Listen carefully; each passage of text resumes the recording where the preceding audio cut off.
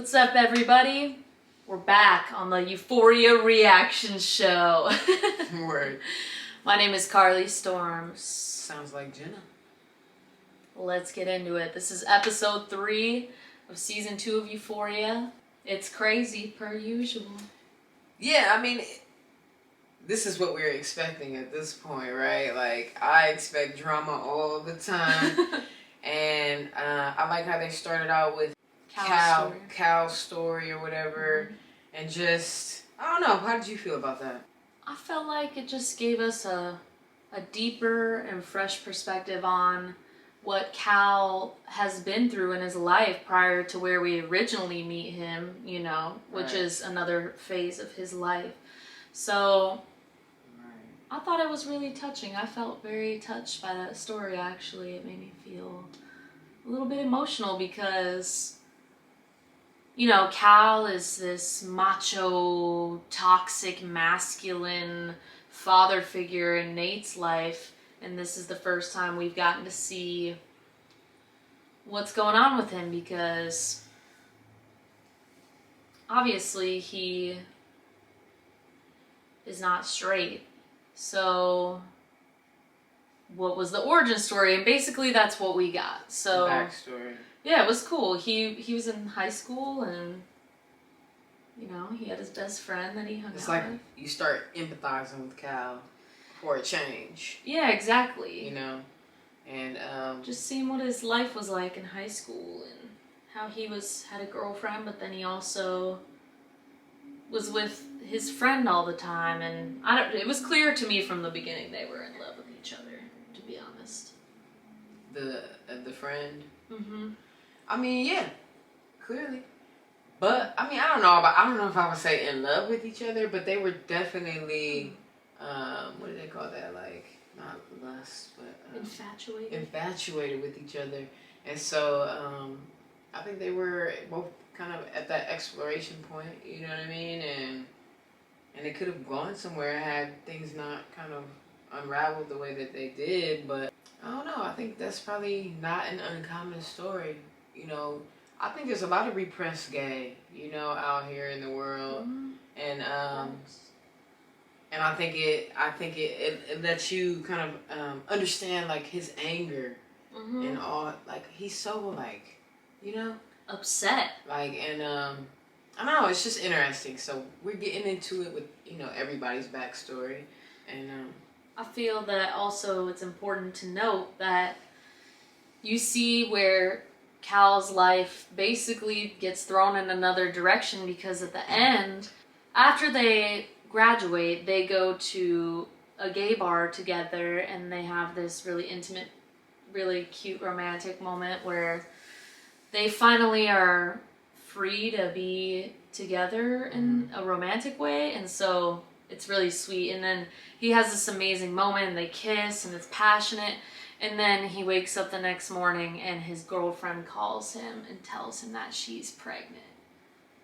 And it's like, whoa. So I feel for him. It's a tough one. That's a tough one. I can empathize with him more now that I can see it from his perspective. I always knew there was more to his story, and I was happy they delved into that for the beginning of this episode. Yeah. Yeah. After that, we flash to Rue. She's in her room, and she's high. Oh yeah, she comes out and she's dancing. She has this whole really cool dance sequence. Time out. First of all, I gotta say that her whole dance sequence was not that crazy to me, because I would do something like that, you know what I mean? Like, I don't feel like it was that crazy. Yeah. But then when she went into the kitchen or whatever, and she's like singing into the milk or whatever that is, and it's just like, oh no, like just, well, Gia was sitting right there, so she's just looking at her the whole time, like she's watching her. Like, during the dance sequence, Rue throws a Pop-Tart in the toaster, and it is the smoothest Pop-Tart throw that I've ever seen in my life. So I just gotta shout out Zendaya, because Because it was such a fine throw. It was such a fine throw. I thought she had the music playing like in the house, but I think she was only just hearing it in her mind. So I was like, that makes it weird. You know what I mean? Like, she wasn't even playing music. It wasn't even that crazy. It wouldn't be that crazy if the music was like playing. Right, you know and you're dancing. Yeah, like, but I don't know. It was just, she got caught. She was high out of her mind once again. Caught, like.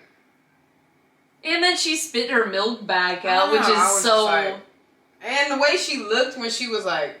She's like. I mean. like, oh no. Busted. Right. Then, after that, they go into. Rue goes back into instructor mode and she talks about how you can mislead people so you can do drugs on the low without getting caught. So she then launches into this whole sequence with her sister where she lays down on the couch while Gia's watching something on TV and she's like, I think I'm gonna start smoking weed again. And Gia's like, you're so fucking selfish. Like, her poor sister. You know? Been through too much with her sister. Too much. And Rue is not thinking about that because she's so strung out right now. And it just kind of lets you in on the manipulation, you know, how that people, drug addiction. Yeah, you know what I mean? Like how people are being manipulated. And I think drugs will make you do things that you never thought you would do, you know? And manipulating your family is one of them because you want to continue to use drugs. And Rue has no intention of stopping right now. She's deep. Into deep. Drugs. Way into deep. So, I don't know, man. Yeah, it's not good. She's talking about gaslighting her sister and... Yeah, it goes deep into that, and it's sad. Like her poor sister is so through a lot. I feel like she's having to, cause didn't she like OD? Her sister found her or whatever. Yeah. And then what else happened? So much. I don't know. It was just like been a mess, a messy situation. And I feel like her poor sister has just been through a lot. Yeah. You know, so. She gets in a physical altercation with her sister. Right. That was intense. That was really intense and out of line. Right.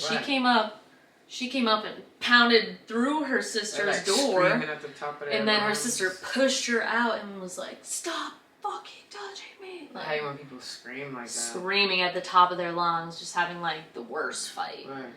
Because she's manipulating her sister, and then she goes for the gaslighting tactic. Right. Then in her instructor mode, she says, "Step 2, gaslighting." And then she tells a sob story. I don't know that it's untrue, honestly. She says, when I'm sober, I feel like I want to commit suicide. And I feel like she is suicidal, because who does drugs like that if they're not feeling really hurt and in a lot of pain? So then her sister starts crying, but she's saying all of this just to continue using drugs. Right. That's the really fucked up part. And I feel like this is the first time where you may feel some unpleasant feelings towards Rue. Right. And it's like, that's really shady. Like, why are you treating your sister like that? And you're like manipulating her.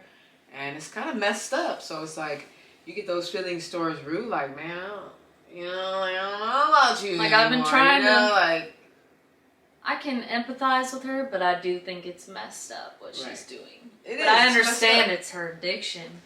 And she's sick. She's really sick with addiction, you know? Like, she's really deep in that, and it's gonna all fall apart. I just know it. It's not good.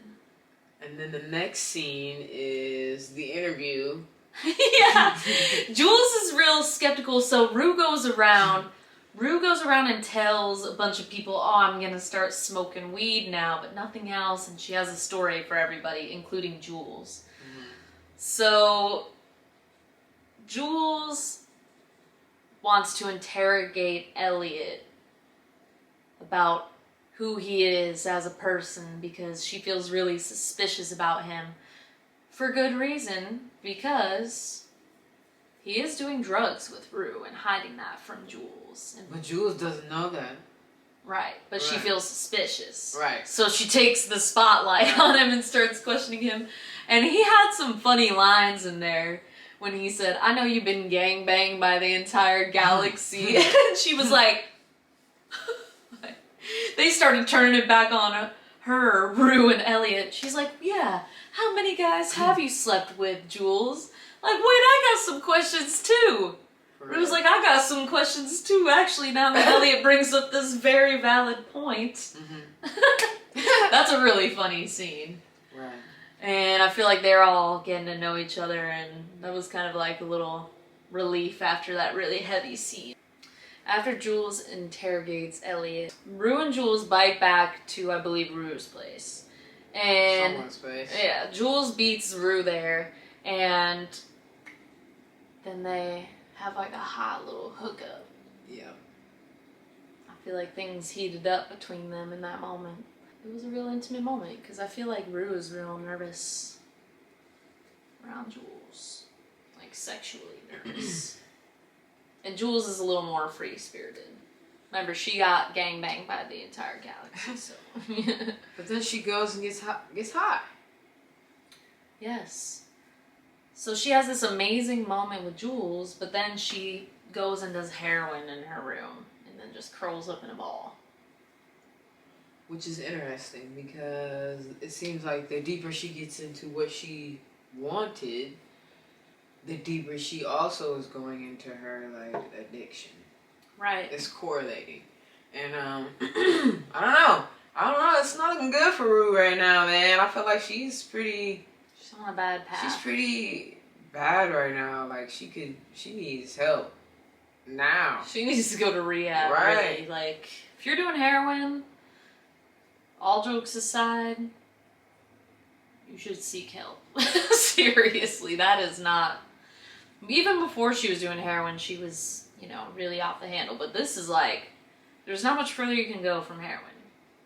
I mean, anything in excess is not good, but, at the end of the day... Some things are really bad.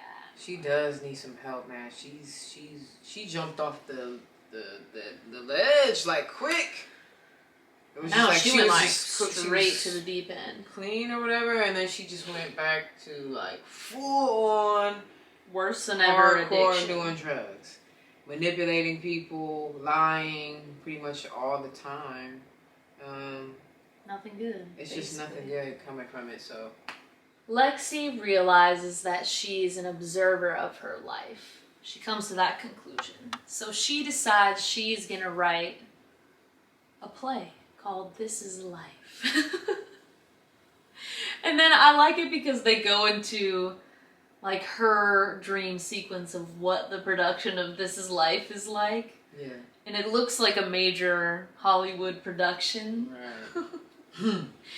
And she goes, Looks good. what if the side character is the main character of this story, basically? And it's about her and her life for once, because she feels like she lives in the shadow of Cassie. Right. And then I like the funny interviews they do with the actors, and it's like Rue is all she's stoned. all like stoned. Like, yeah, it's just like I don't even remember what she said, but she was definitely way back. She had shades on. She was sitting way back in the chair, like, yeah. Another day on the set. And then we see Cassie and her wild obsession with Nate, basically dressing herself up different every day to try to get him to look at her or get his attention. Mm-hmm. And of course he ignores her every day, except for one day where he happens to look at her when she dresses very strangely like Maddie. Like extremely similar. It was really... like a different colored outfit. And it was like, and the funny thing about that scene was like, he looks at her in a certain way, like, like, nah. Walks off, and then she walks on and runs into Maddie, who sees her, like, whoa. And she just kind of walks the other way and gets out of there. Like, she makes an excuse, like, oh, my class is this way, or something like that. But it was weird because he walks away in angst kind of about it. And then she walks away like smiling about it weirdly, like to herself, like, he noticed me today. Because she's creating a whole story in her mind about their love. I mean, talk about speculations. And I don't know. We don't know where the story is going, so we don't know like the dynamic yet. But it is like, I think it's weird. Like, it is weird. You dress concerning. Just like your best friend. Your best friend whose dude you've been smashing or you're trying to smash or whatever. And now you're dressing like her. Like exactly like her. To get his attention. Like, it's a little... Would you be weirded out? I would be weirded out by that. I would be hella weirded out. I would be like, Cassie, what is going on with you? Right. Why are you dressing like me and acting like me and being really weird? And I feel like Maddie she's hip. Like, she's like, putting the pieces she's together like, wait as a minute. we speak. Because remember, she tried to FaceTime both of them once, and they both didn't pick up, and she was just like, Rue is doing a bunch of heroin, and she finishes that bag that she stole from that Altoids box of Faye's, and she's licking the bag and just doing really junky shit. Getting worse. It's really bad. Progressing quickly, viciously. Yeah. So she starts thinking to herself after she finishes her heroin, and she goes, how could I get drugs for free? And then she's like, am I a genius? She decides she is a genius, so she goes to Fez to pitch a deal, saying, oh, if you could front me $5,000 of drugs. He goes, hell the fuck no. Absolutely not. And she keeps trying to convince him, and he's like, fuck no. Absolutely not. Like, I didn't like the plan from the start. He knows that she's strung out. Yeah, he knows she's like heavily. He knows he sells drugs, so he knows drug users. He has another heroin addict living with him, you know? Right. So the bathroom scene. Right. This scene is pretty amazing. It's a lot.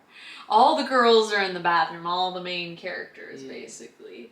And Cassie is dressed like Dolly Parton.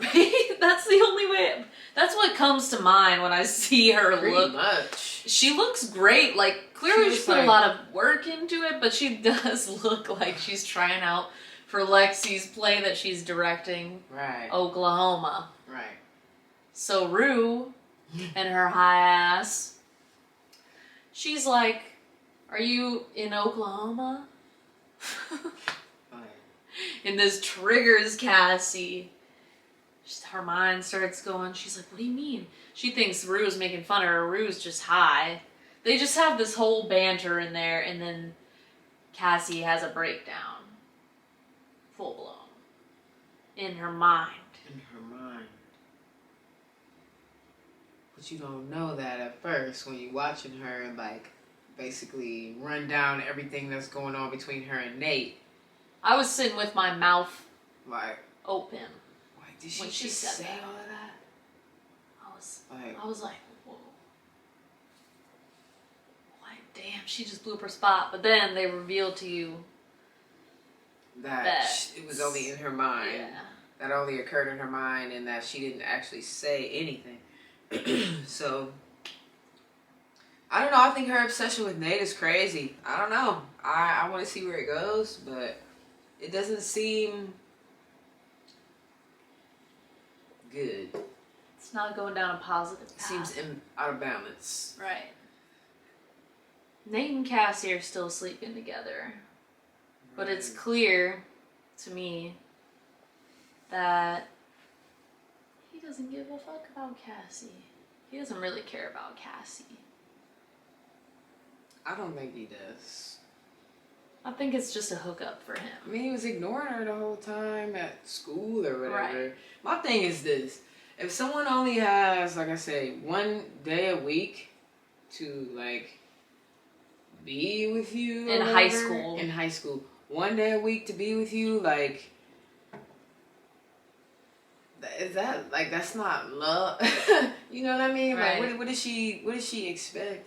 And I think it's kind of super shady how, like, she just smashing him, but she's still friends with, Maddie. With Maddie. So it's just like, what's that about? Like, the whole thing is very shady on both of their parts. And it's dark. She, in her mind, something different is going on than what's happening, because they play all this lovey-dovey music and then it stops and he's aggressively holding on to her in the bathroom. he's crazy, I feel. We already know that. He tells her, I love that you're sick. I love that you're sick like how I sick am. you are or something like that. I love how sick you are. Right.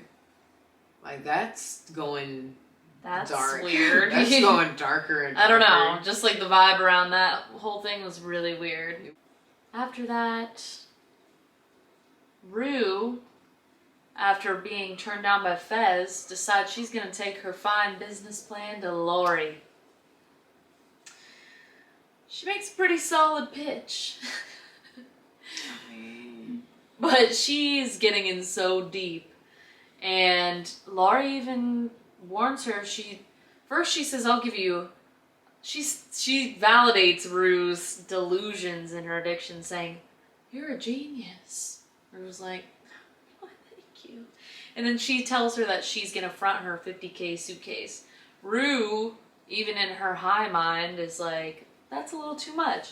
Right. So she settles on a $10,000 suitcase with Lori. And she tells her, listen, if you don't have my money back to me in a month, then I'm going to have you kidnapped and sold to some sick people. And I'm serious. It just keeps getting worse for Rue, in my opinion. Like, to me, this is a disaster waiting to happen. I mean, she's clearly on drugs again. You know what I mean? Now she has a suitcase full of drugs. First of all, you already know she's making bad decisions. When you realize she's just traveling around with this fucking suitcase full of drugs.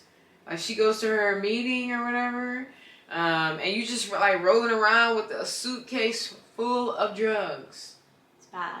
It's bad. So it's just like, yo, she's just not, she should not be doing that. You know what I mean? Like, it just seems like a bad idea.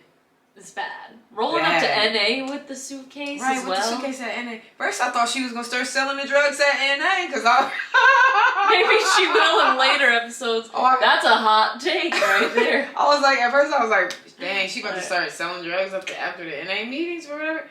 But then I'm just like, wow, like, she's just traveling around with a suitcase full of drugs, and it's crazy, and it's just getting worse and worse. There's no doubt in my mind that she's going to do several of those drugs, if not all of them.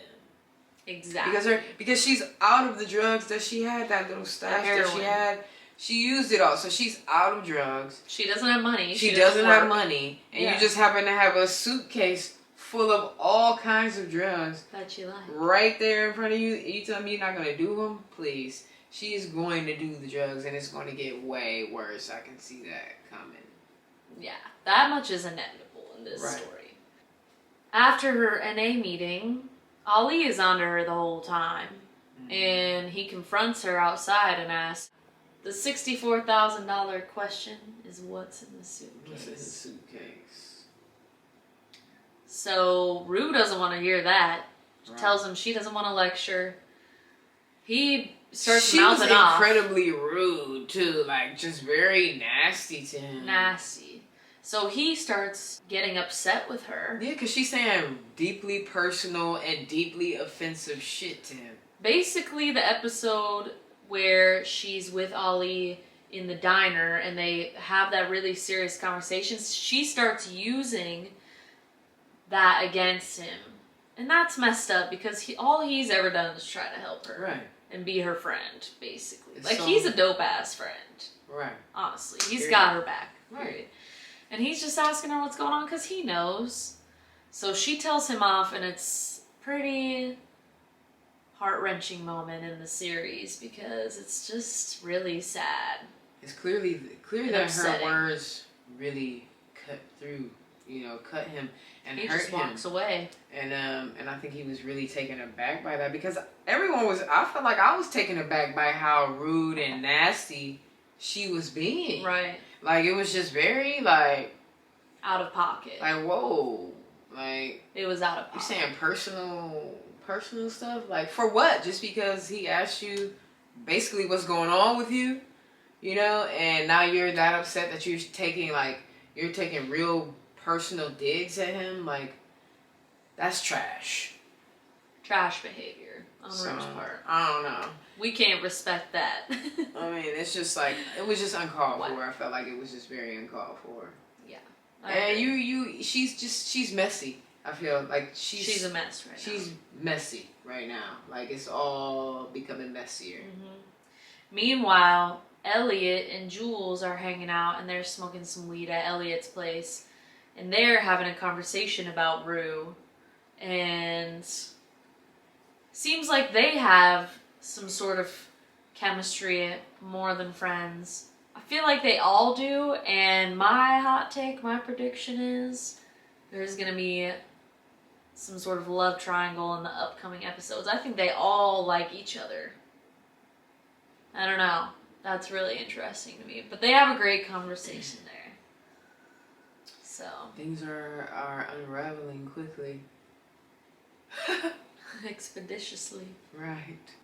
Cal decides to take matters into his own hands, shows up. He's been showing up at Fez's place, scoping it out. Right. Ashtray comes out with a shotgun or something, some sort of rifle. Shotgun. Takes him inside and they start questioning him. Mm-hmm. Now Cal only knows what Nate has told him, which is that he was defending Cal's status or well-being because Maddie has that tape. Oh yeah, so, Maddie has the tape. Basically, Fez doesn't know about the tape of Cal and Jules having sex. Yeah, Fez knows nothing about the tape. Cal thinks that's why Fez beat up Nate. But that's not why he beat up Nate. Nate's in love with Jules, okay? That's what I think it really comes down to. And Fez even says that. Right. He reveals to Cal that Nate actually is in love with Jules. Or Jewel, as he keeps incorrectly calling her, which is funny. Basically, the story is twisted right now. Yeah, basically, Cal, it's revealed, a revelation for Cal is that Nate actually is in love with Jules, the teenager who he had sex with. Yeah. That's been recorded on video. And now the tape is in somebody else's hands. And they now don't know who. The video is out there. And the only person that really knows is Nate, who knows that Maddie has it. Which could be why him and Maddie got a little snuggly at the end there. And he dissed Cassie for their one night a week of love. Cassie got all ready and goes out. He texts her and he's like, I might coming through. Exactly. And then they cut to him being with Maddie. So it's like either he's really back trying to get back with Maddie or he's after that tape. I think he's after the tape. For sure. So that's it for the episode, and a lot of things happened. Things are getting... To me, it seems like things are unraveling, and it's only a matter of time before there's like a catastrophic breakdown or a shift of the energy, because all of this is crazy, you know what I mean? Like, it's all crazy, like all of it. All the stories are really unraveling right now. Man, and it's getting really deep and intertwined and messy. Right. Yeah, my predictions for the next episode: love triangle, Rue, Jules, Elliot, more drug use from Rue.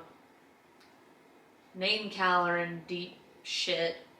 I'm interested interested to see how Cal plays this new information that he has, because will he have a conversation with Nate like about it? what's going to happen with that? You know what I mean? Like, right. It could go a lot of ways. I want to see what's going on with that. I wonder if we'll see a tender side of Cal come out. And we talked about this off camera, but what if Cal talks to Nate and he tells Nate, if you're gay, then I'm cool with it. That would be a plot twist. I don't know. What's gonna happen. We'll see. It can go a lot of ways. I'm interested to see what's going on with that. I also want to see what's going on with Jules and Elliot. And what kind of looked like something was sparking off there. And I'm also just trying to see, is Cassie like crazy, or have we not learned about what's going on between her and Nate? Because they haven't really, they showed us them hooking up, but we haven't really seen like what he's been telling her, because all the scenes in this episode were him being very not talking to her, like just very no. But I'm sure, as with all situations like that, that he's telling her a whole thing. You know what I'm saying? There's a whole other side now to this story. Now he's pulled Maddie back into it. You know what I mean? And so I'm interested to see what's going on with that, because that seems like that's about to get messy. I can't wait to see what happens. The show is amazing. Another great episode. I can't wait. Just gets better and better, honestly. it's I'm so pulled into the story. It's it's a good show. So good. That wraps it up for episode 3. Reaction. Yeah. Euphoria. Killing the game. Killing it. Till next time. Peace. Later.